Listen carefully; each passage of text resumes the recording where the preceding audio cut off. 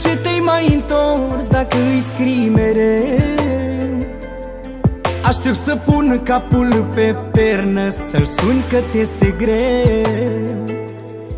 Am microfoane în casă și aud tot ce vorbiți. De ce mai stai cu mine să fim nefericiți? De ce te-ai mai întors dacă îi scrii mereu?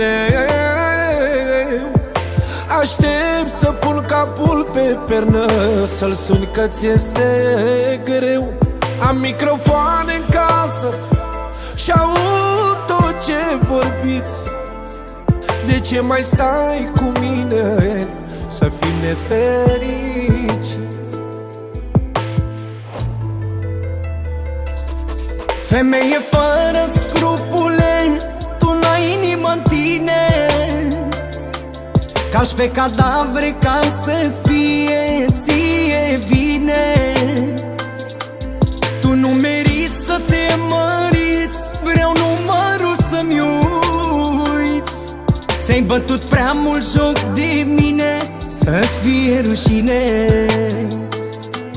Femeie fără scrupule, tu n-ai inimă în tine. Încalci pe cadavre mereu ca să o duci bine. Tu nu meriți să te măriți, vreau numărul să-mi uiți. Te-aș blestema să n-ai noroc că ți-ai bătut joc.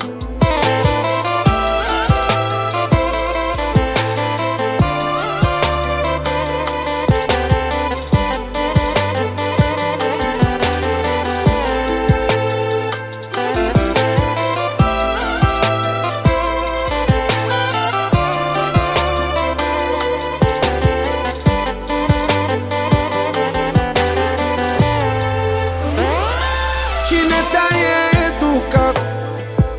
Cine te-a învățat? Când de unul nu-ți convine să le pe celălalt. De astăzi spunem stop, mi-ajunge cât am plâns, că știu că el te sună noaptea cu număr ascuns. Cine te-a educat, cine te-a învățat?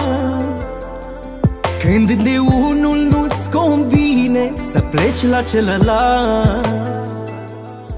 De astăzi spunem stop, mi-ajunge cât am plâns, că știu că el te sună noaptea cu număr ascuns.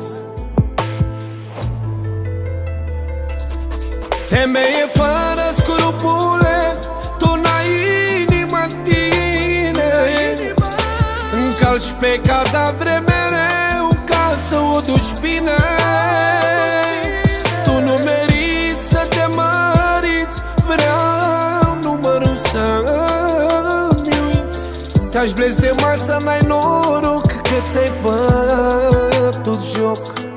Femeie fără scrupule, inimă în tine.